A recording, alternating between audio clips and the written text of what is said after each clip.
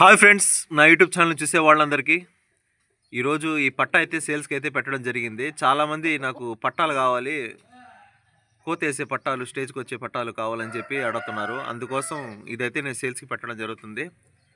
చూడండి ఫ్రెండ్స్, ఇది వచ్చి జాత్ వచ్చి టీకర్కి రేజాకి మిక్స్ చేసి తీసిన బ్రీడ్ అండి. ఇది నెల్లూరులో ఫేమస్ నష్ట బ్రీడ్ అంటారు దీన్ని.